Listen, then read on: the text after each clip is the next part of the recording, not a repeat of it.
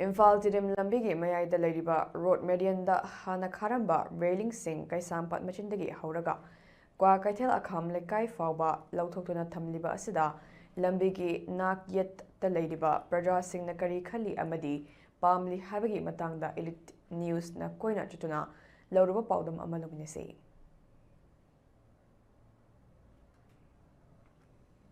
Haujiana lejere phomasi Tiddim langi yumlaba kwa kaithel bazar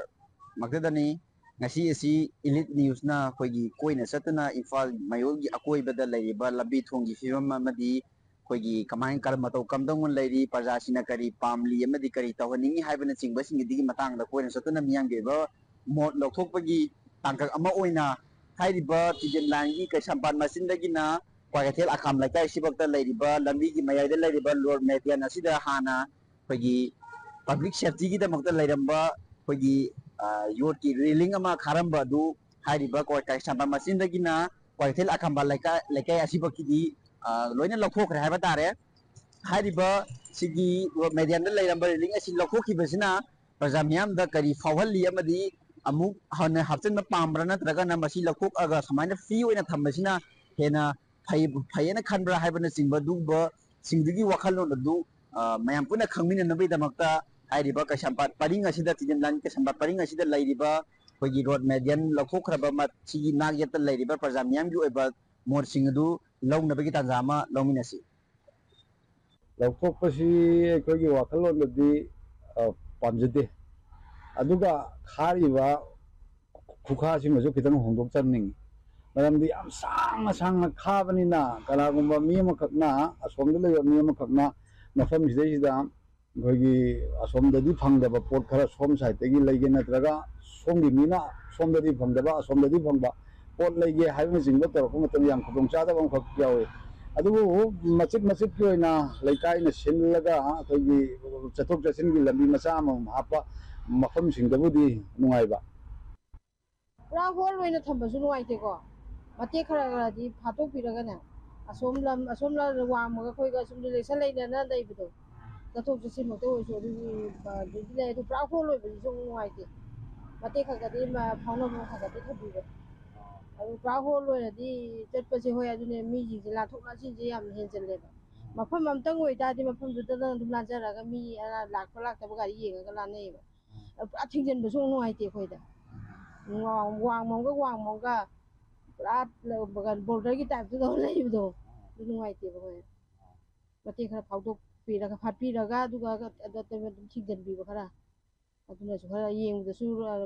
mong ta ba da yeng lambi me ai ji yoi bagi hingada khwajigi mama leibagi poti sina hinge makai asu apa leidaba puturi ngai oidaba haibajina yoi bagi hinai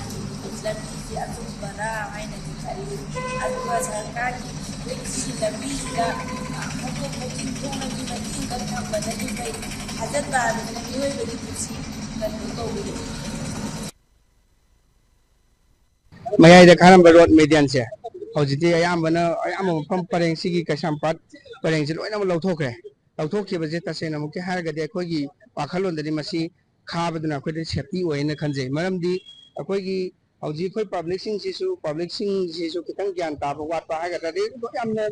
loina maki wadi natsade koina hajeisa aduna marak sida cross tawsalakwa lambi je zebra crossing fazana maintain tawbidaba adagi niyom chumna lambi langthokpagi changse yam watleba ai gi apamba ai gi dakar ba ina cross tawning mafam da cross tawbai changse yam wang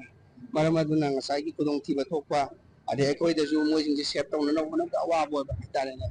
aduna yaringai di masi safety oina na ba si hapsan biba lenga ki ma ke de hapsan hanning ko yi wakna kasena makiti masi akoi myam gi safety gi ne na khanje masini akoigi ELITETV na koina satuna Imphal mayolgi akoibada leiriba lambi thongi fibam sing aduga leiriba road median gi oibusu amabu oibusu hariba singji